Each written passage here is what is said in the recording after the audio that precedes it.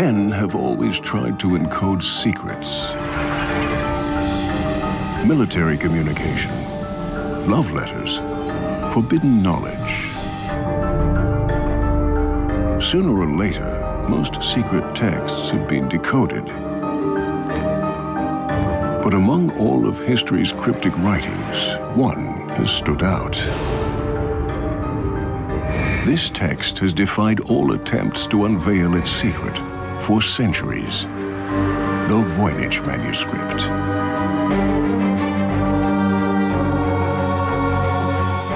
It's the world's most mysterious book, written by an unknown author in an absolutely singular alphabet and illustrated with puzzling images.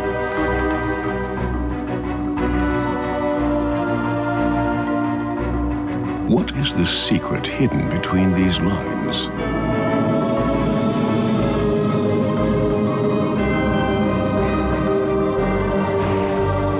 Yet another expert has taken on the challenge.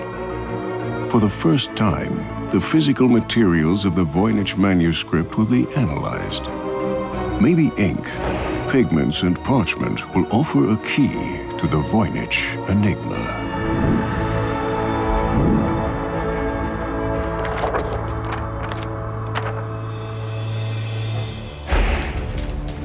At the headquarters of the U.S. Military Intelligence Service, these experts succeeded in decoding Japan's so-called Purple Code.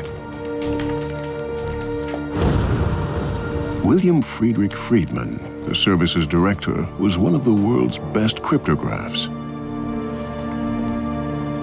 For practice between jobs, Friedman and his team decoded historical cryptic texts. One by one, the codes were cracked. But one ancient text stubbornly defied all attempts to decode it: the Voynich Manuscript.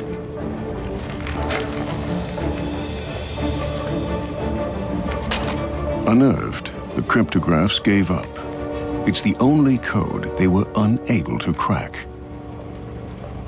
Questions about the roughly 200-page manuscript with its inexplicable symbols had already been raised for decades.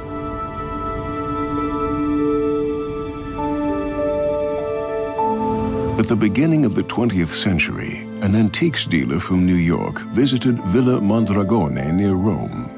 He was looking for precious books.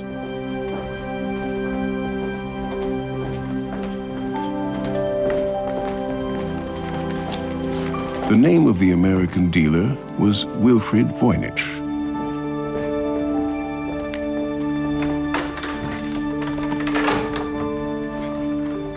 In Villa Mondragone, many historical texts from a Jesuit school were stored.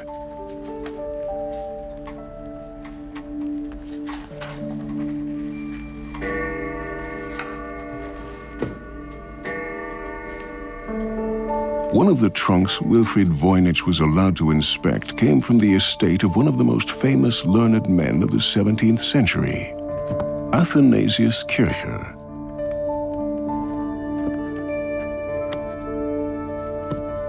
Among various manuscripts, the trunk contained an unusual book.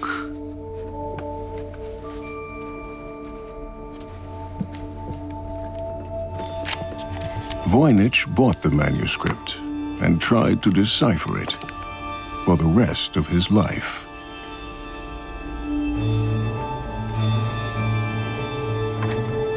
He died without even coming close to a solution.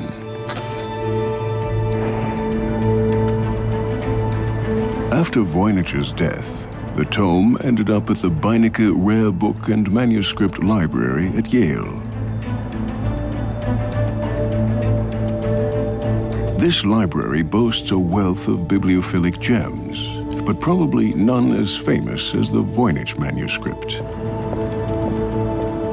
One of the leading experts on the Voynich manuscript is René Zandbergen. He has been working on it for years. Good afternoon. Good afternoon. Can I help? I've come to see the Voynich manuscript. Okay, what you for? I have. When I first saw an image of a page of the Voynich manuscript, I immediately had the feeling, this is something that I can decipher, this is something I can read. But as the years went by, this turned out to be wrong. So I couldn't read it like so many other people before me. Thank you, Library Officer Roosevelt. How may I help? Stand by, transferring. The precious manuscript is kept in a secure place at the Voynich Library.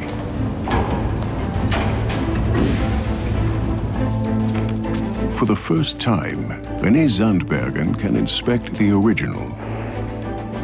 And the really amazing thing is that somebody probably wrote something many hundreds of years ago, and still with modern technology we still cannot decipher this.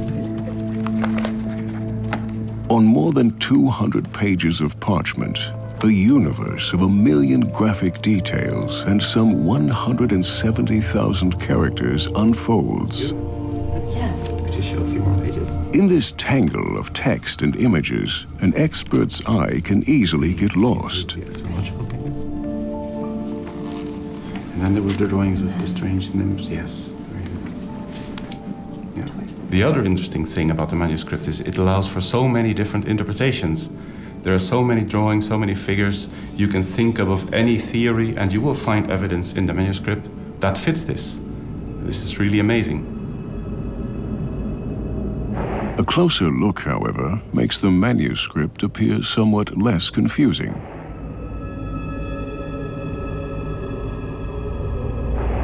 The drawings help to break down the book into separate sections.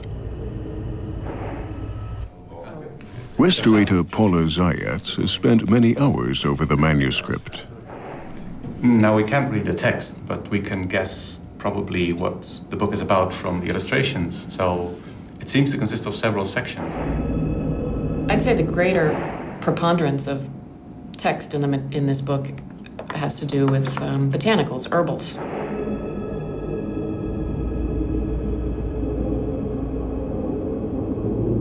It's clearly a book about these plants. It shows their root systems, their leaves, their flowers.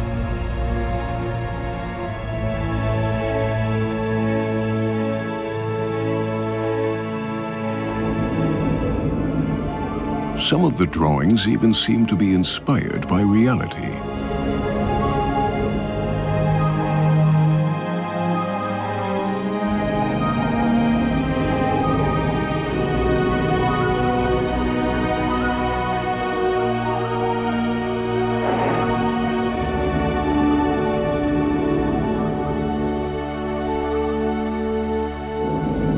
I would assume that what it says probably talks about where you're going to find this plant, how it grows, and then what can you use it for. Medicine was based on herbs. So another big part of medicine at that time is also included in the book. It's zodiac charts, star charts, the sky. And it's page after page of these zodiacal drawings that are very detailed and very specific, and of course, again, we can't really tell what they say. But even here, there are astonishing parallels to natural shapes.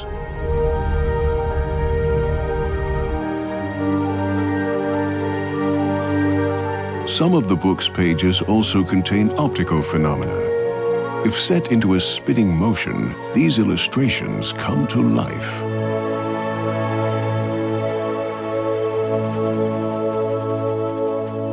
What does this combination of plants and astronomical symbols mean? In the Middle Ages, if you were to be treated herbally, you had to know what your zodiac sign was.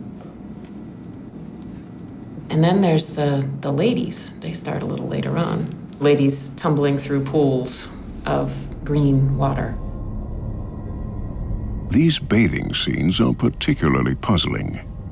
Could this be taken as a hint at a collection of recipes for a bathing cure, or even at the secret of the fountain of youth? Other illustrations seem to support that view. And then it's followed by this section towards the end. I guess it looks like recipes, where things look as though this is how you need to cut up your herbs that you've just seen on the preceding pages, and this is what you need to cook them in, perhaps, or pound them with. So I don't know, just to someone who knows nothing at all, it sure looks like an herbal, a medical book.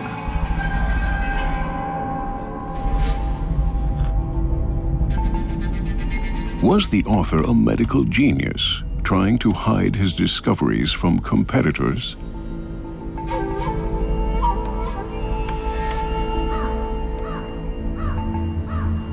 Or from the Holy Inquisition, which would often rigorously root out new knowledge? It was Wilfrid Voynich himself who discovered the first track leading to the anonymous author.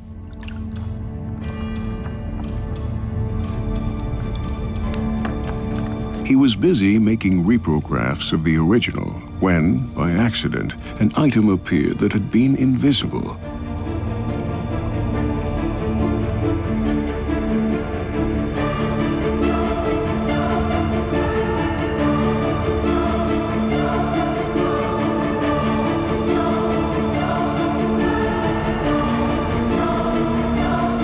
Someone had written something on the first page.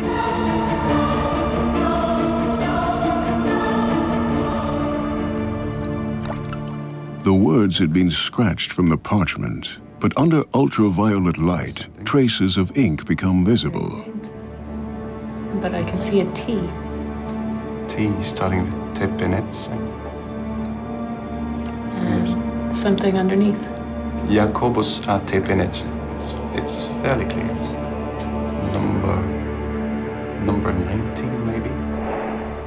Jacobus a Tepinich was a traveling doctor and expert in medical plants in the 17th century. His preparations were famous far and wide. In 1608, he was summoned to Prague by Emperor Rudolf II.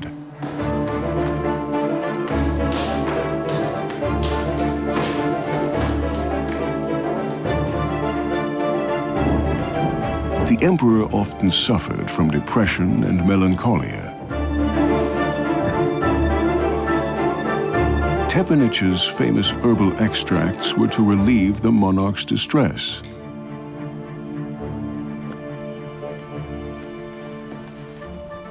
Tepinich experimented with herbs. He grew them, distilled extracts, mixed them with alcohol, and made a fortune.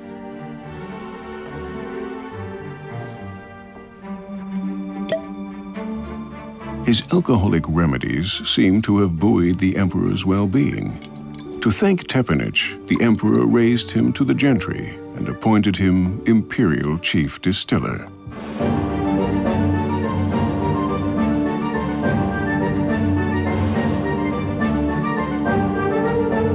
But why should a doctor encode his recipes? Groups who were involved in the practice of healing could easily get themselves in trouble with the church and with authorities. Kevin Repp is the curator of the Voynich Library's manuscript collection. Alchemy was very closely related to the growth of science in the early modern period, and yet at the same time, alchemy was considered to be an extremely arcane topic, meaning the information that was recorded in these texts was often considered to be extremely secret. Jacobus a Tepinich. Was he the originator of the world's most mysterious manuscript?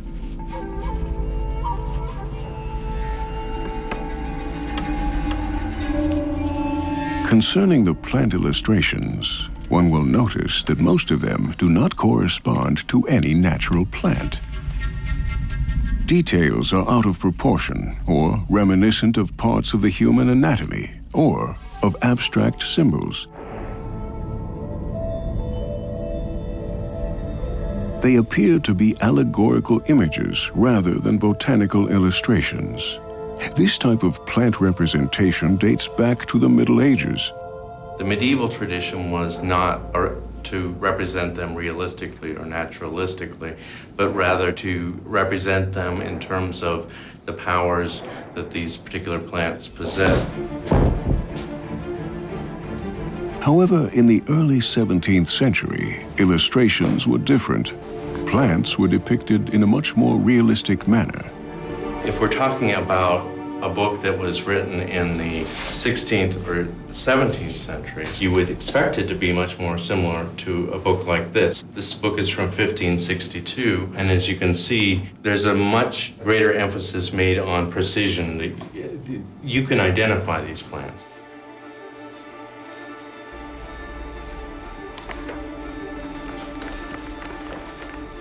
Such aspects of art history were not considered at the time of Voynich. He would only have worked in the style of his own time. Even though his name is found on the first page, it's unlikely that he was the author. Other books from his estate bear almost identical signatures. Surely at some point, the Voynich manuscript was in his possession.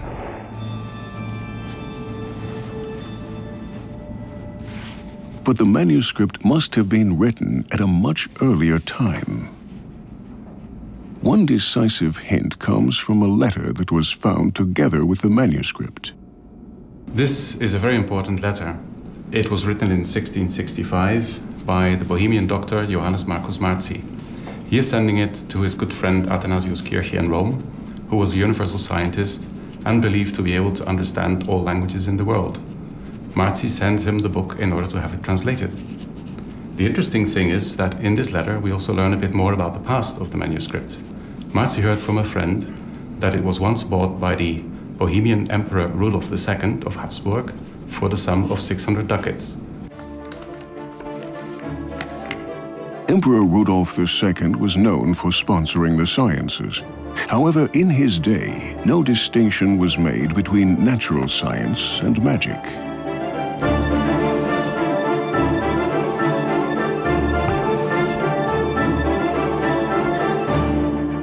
Rudolf had a gigantic collection of occult books and magical instruments and objects.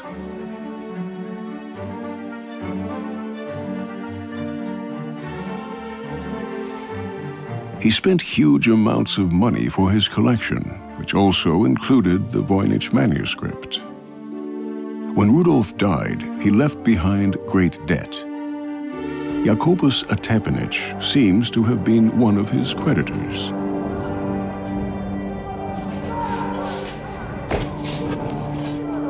He must have been compensated with objects from the emperor's library. This is how the Voynich manuscript probably came into his possession.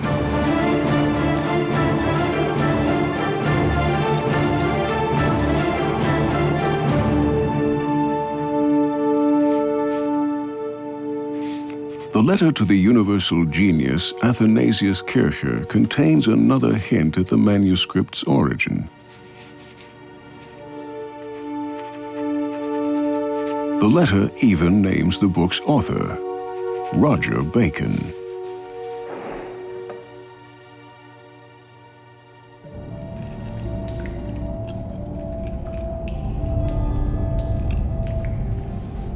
Roger Bacon was a famous English learned clergyman in the 13th century with a telling sobriquet, Doctor Mirabilis, the miracle doctor.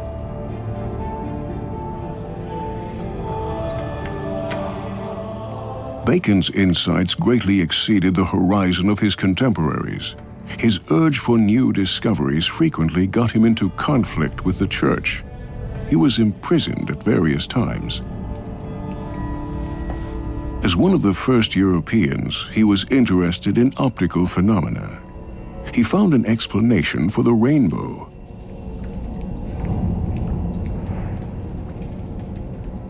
He also experimented with the reflection and refraction of light.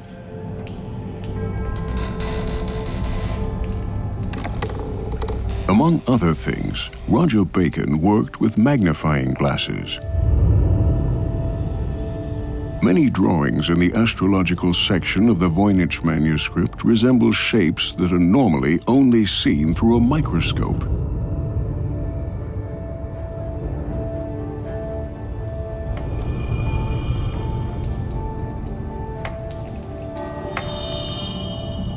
Are these the very first insights into a heretofore hidden world?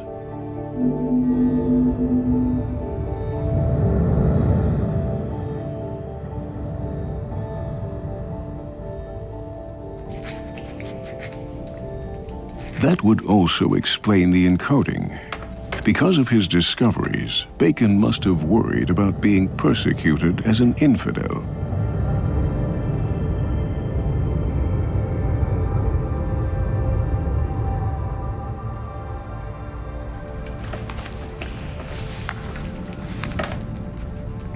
Roger Bacon experimented with lenses to correct visual problems. Were his lenses also capable of stronger magnification?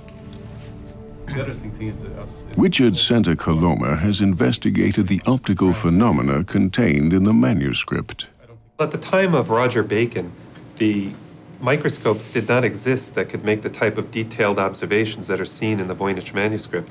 It wasn't until the early 17th century when Cornelius Drebbel developed a complex, sophisticated twin convex lens microscope where we would be able to see the types of things which seem to be reflected in these images. So do you think this could be a kind of scientific notebook? Well, I did think at first that it may be some type of notebook with actual observations through the microscope and microscopic experiments by Cornelius Drebbel. But over time, I came to believe more that the Voynich was a fantasy document. There were too many fantasy elements. In fact, most of the illustrations appear detached from conditions of reality. Do they reflect a longing for a place of fantasy? A place that 17th century minds imagined somewhere in the deep past? Well, at the time that Cornelius Drebbel was in London, there was a tremendous interest in the idea of the ancient book of mysterious knowledge. If anyone were to create such a book as the Voynich, they would have ended up with a very valuable document that would have garnered them great prestige and possibly been able to sell for a great deal of money. So perhaps the Voynich manuscript is a purely decorative object, a perfectly created illustration of a mysterious ancient book. Even today, looking through a microscope can open up new perspectives. Paula Zayats is surprised by the perfect technical execution of the illustrations and text characters. And not only that. The surface of the parchment is very smooth and undisturbed. I don't see any abrasion. I don't even see any corrections. In other words, 200 pages of text have been written without the slightest error, an almost superhuman feat. This raises a suspicion. There's only one source of information about the discovery of the manuscript, Wilfrid Voynich himself. Perhaps this successful dealer in antique books could not resist the temptation of creating such a singular, extremely precious book by his own hand. Several people have suspected that Voynich could have been a fraud. Very wide page. It's all the different signs of the zodiac. Meanwhile, modern material science has the tools to find out. Microscopy expert Joseph Barabi will investigate the manuscript. He and his team have exposed numerous forgeries. To determine whether an old manuscript is genuine or a much later forgery, what would you be looking for? Which are the indications that would help you? Well, the first thing we would do is look at it and see if any of the working methods are inappropriate for the time period. But mostly we would be looking at the materials. So let's look for a page with some good pigments. Okay. We have many choices here. They're all looking pretty good. Through the microscope, the manuscript's hidden beauty is revealed.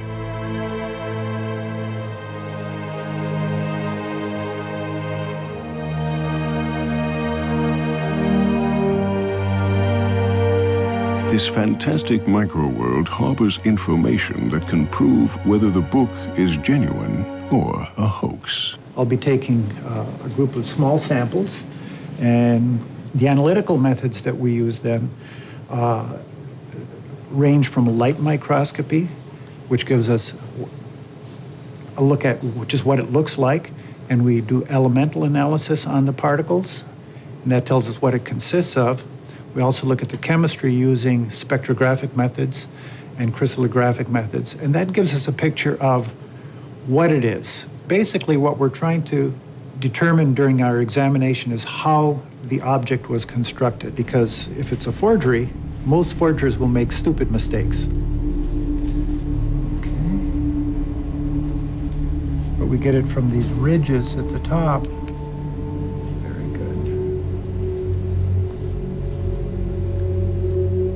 Joseph Barabi samples paint and ink from various portions of the manuscript. That will be a mineral pigment. The green is more mysterious. Just pick it up to the side. As if I hate to waste even a single particle. So what we found was that the ink is in iron gall ink, and we found that it was made in several different batches because the constituents vary somewhat from batch to batch. The blue is azurite, ground azurite, a very beautiful mineral pigment. The red and the brown are iron earth pigments, red ochre with hematite. Wonderful stuff. So in summary, what we found was that the materials that constitute the writing and the painting of this document are completely appropriate to the 15th and 16th centuries. And more importantly, we did not find any materials that would indicate that it was a 19th or 20th century forgery.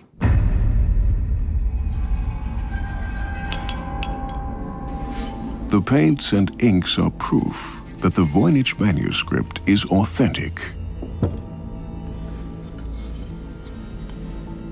Centuries ago, color pigments were extremely costly.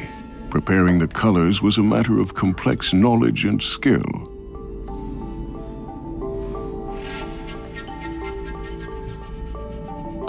In many cases, Arabic gum was used to bind the pigments.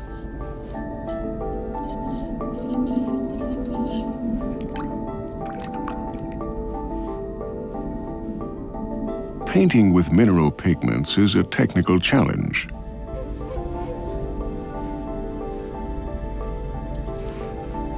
Larger crystals have a stronger glow, but they are harder to apply than finely pulverized minerals.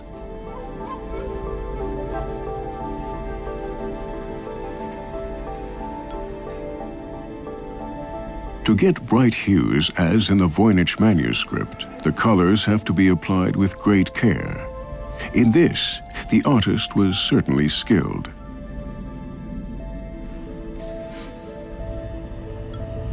In stark contrast, however, many of the drawings appear sloppy, even naive.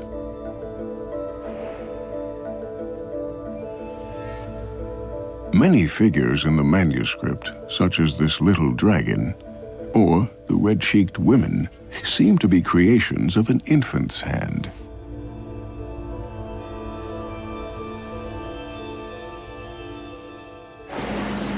At the Beinecke Library, Renee Zandbergen meets Edith Sherwood, who proposes an astonishing theory.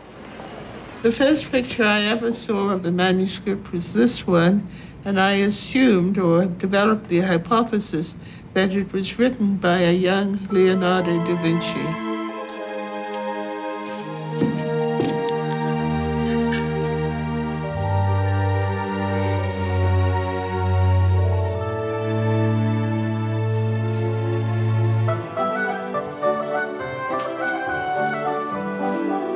Leonardo was a gifted child growing up in a wealthy family. From his early youth, he must have been practiced in the use of brush and pen. Does the Voynich manuscript contain his first illustrations? If you look at the quality of the drawing and the quality of the drawing and the other pictures, you realize that they are not very sophisticated, and it was probably one of his first books done when he was a child. One page in particular hints at Da Vinci. I saw this astrological picture which shows 15 little nude ladies sitting in tubs, some of them fairly obviously pregnant, and a ram representing the astrological symbol Aries.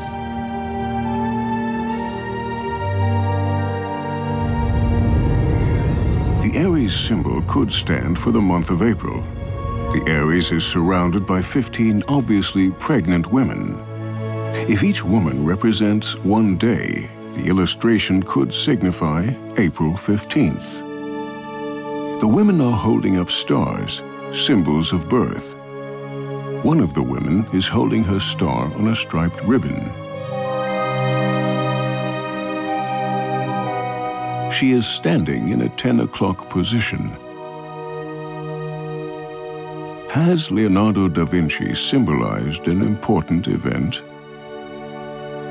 I was left with the impression that it was probably represented the birthday of Leonardo da Vinci.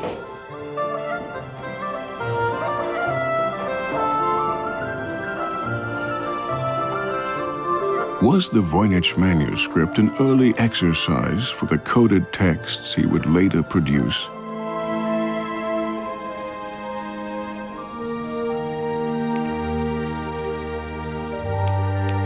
Leonardo was a genius, one of the greatest artists in human history.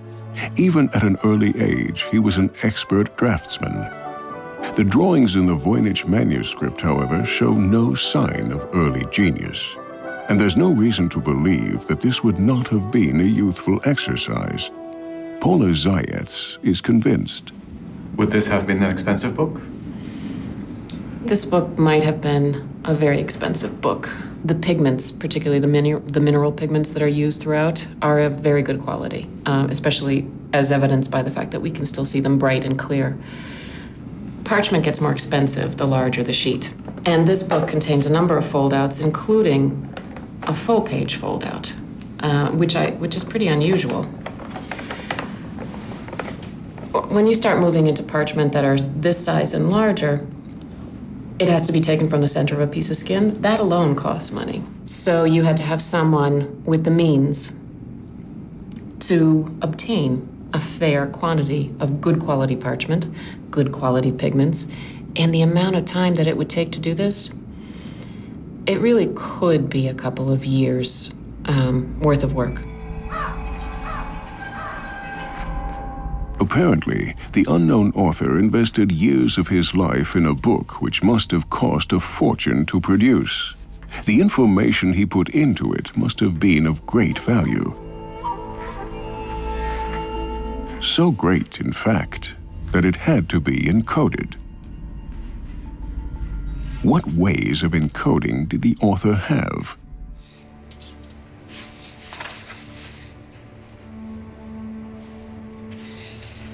An expert in historical codes, Gerhard Strasser, has the answer.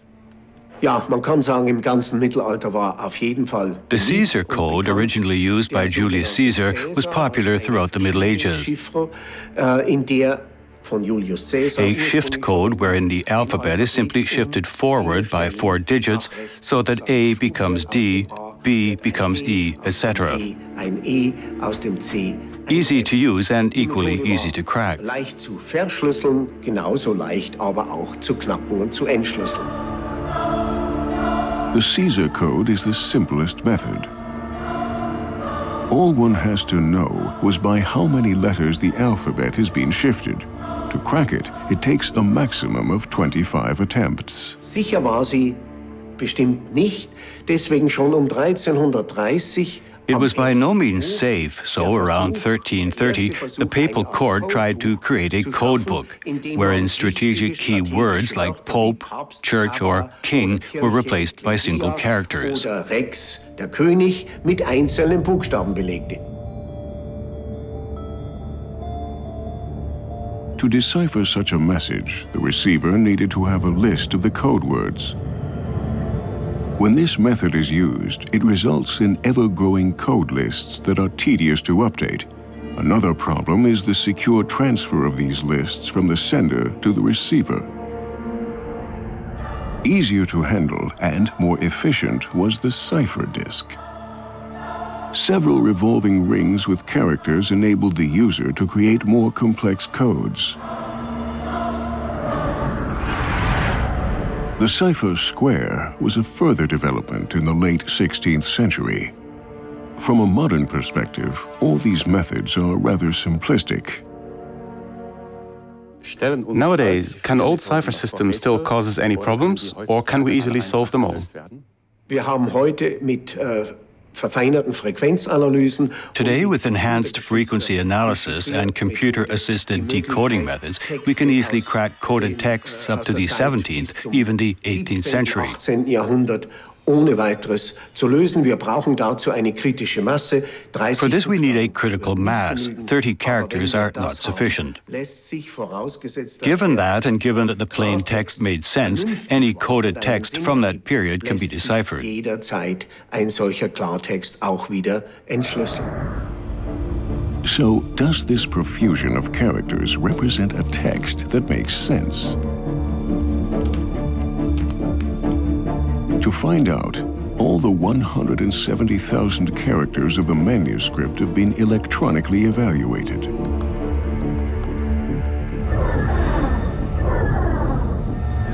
The distribution pattern of each character could then be compared to known patterns of natural languages.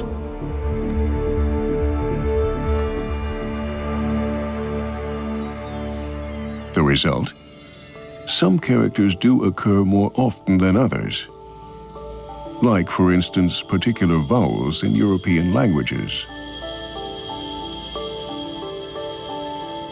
However, most elements of the Voynich text do not correspond to the phonetic patterns of any natural language.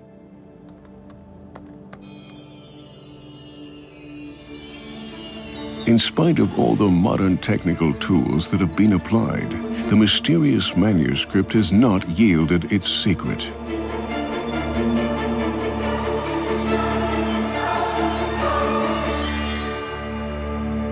The code remains uncracked.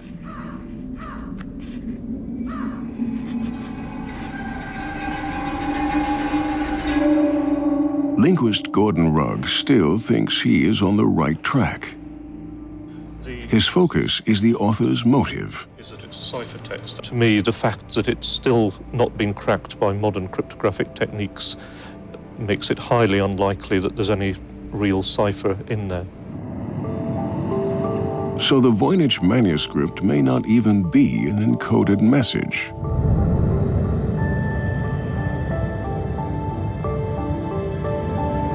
The distribution patterns Gordon Rugg has found point in a different direction.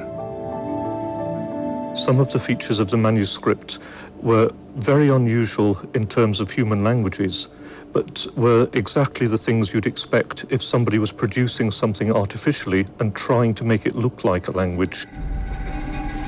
Gordon Rugg supposes the unknown author merely wanted to create an impression that the book contained something mysterious. For this purpose, he may have used historical codes. One simple method is to use a thing called a cardan grill. The key concept is you have the grill, which is a piece of card with holes cut in it in a particular pattern. In the cryptographic version, you put it over a text and it reveals the hidden message through the holes. But you can also use it to generate meaningless text by putting it over the table, reading out the word which is revealed through the holes, writing it down, moving it across, generating another word, writing that down, moving it across, and so on to the end of the grill, and then repeating the process. So using that method, you could generate text very swiftly and very efficiently, as fast as you could write it down. This would explain why the world's best cryptographs have failed to find a message. But who would produce such a book? The most likely suspect is an Elizabethan adventurer called Edward Kelly. Edward Kelly originally came from England. He was the town scribe of his hometown, but was fired for forging official documents. Allegedly, he had an ear cut off for punishment, a fact he hid for the rest of his life with hairstyles and hats. Kelly left England by the late 16th century and traveled the cities of Europe, pretending to be a learned man. As for why he might have done it, there are several possible explanations. One possible explanation is simply money. The Voynich manuscript was bought by Emperor Rudolf II for a very large amount of money. So if you could produce a manuscript that size quickly and efficiently, you could make a large amount of profit by selling it to Rudolf. Rudolf II had numerous scientists on his payroll, including crackpots, dazzlers, and imposters. Kelly saw his chance and offered his services to the emperor. He was an alchemist who claimed to have been able to produce gold from ordinary materials. Kelly claimed to be able to make gold with the help of his apparatuses.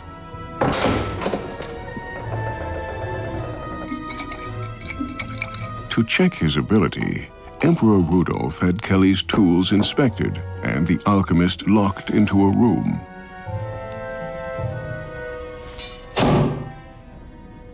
Kelly must have known that he was under observation.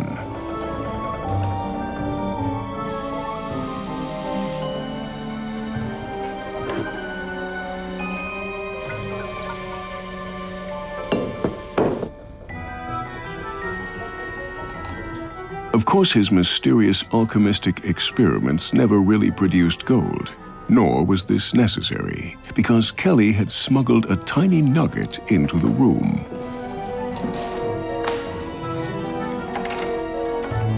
The emperor was obviously impressed. Kelly was hired.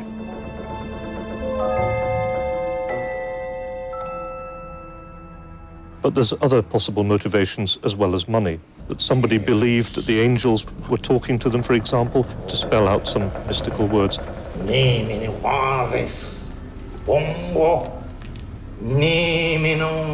Kelly was experienced with such phenomena.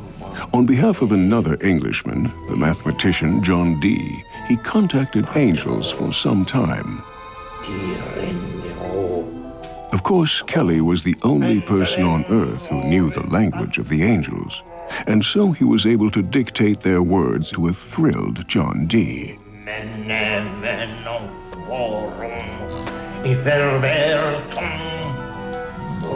Kelly used special characters which he read from a magic table.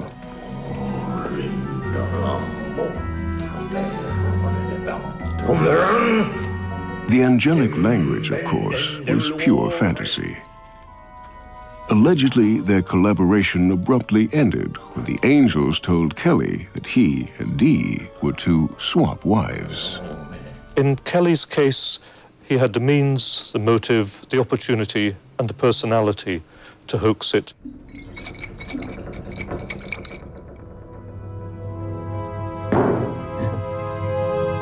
Everything points to Edward Kelly as the author of the Voynich Manuscript. He had previously invented a fantasy language. With Emperor Rudolf II, he had a financially potent as well as gullible buyer of his mysterious writings and formulas.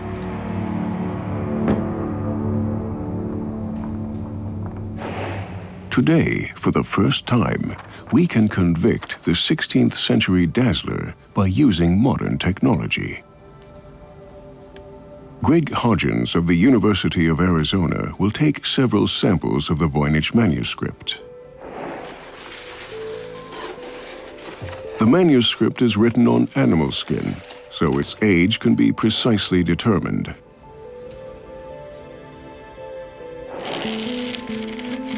Like any organic material, parchment can be dated by the radiocarbon method.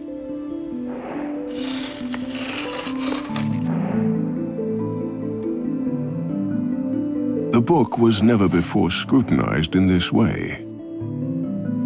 Since relatively large samples are needed, the radiocarbon test had been refused for a long time. But now, for the first time ever, it is possible to determine exactly how old this mysterious manuscript really is. To ensure accuracy, Greg Hodgins takes 4 samples from 4 different pages. A few weeks later, the lab results arrive, and they bring a big surprise for everyone. So there are the 4 measurements from the 4 samples that we took from the Voynich manuscript. And as you can see, the dates are very tightly clustered together. It gives a picture of it being created in a relatively short period of time. Moreover, because they're so tightly clustered together, it means we can treat it as one object that's been dated 4 times, and that increases the precision of the measurement. So the mean of those measurements and a weighted average gives this result right here.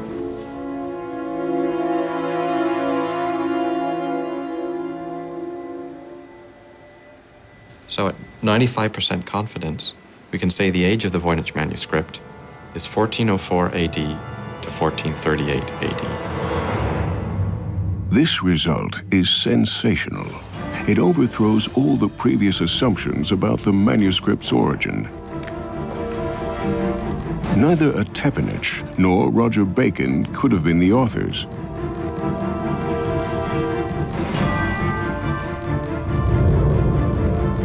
Leonardo da Vinci, too, was born half a century later. Even Edward Kelly now has a sound alibi. He lived 1.5 centuries later. None of the existing theories had assumed the early 15th century to be the period of the manuscript's creation. All relevant methods of examination available today have been applied to the Voynich manuscript. It was written around 1420. With this new information, one detail in the manuscript gets a new meaning. On more than 200 pages filled with fantastic sceneries, there is only one realistic representation of a city, one with towers, walls, and turrets. The ramparts are drawn with so-called swallowtail battlements.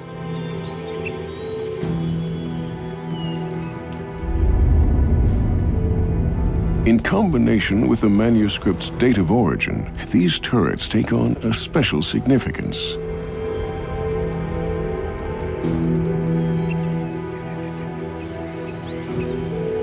Later in history, swallowtail turrets were common across Europe. But in the early 15th century, they only existed in northern Italy. During the Renaissance period, northern Italy was one of the wealthiest and most influential regions of the Western world.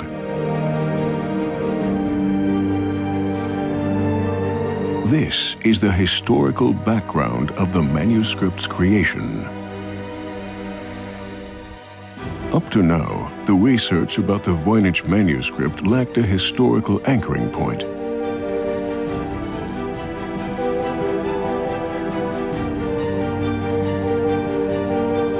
No one knew in which period or region a search could be started. Now, this has changed. We know where to look.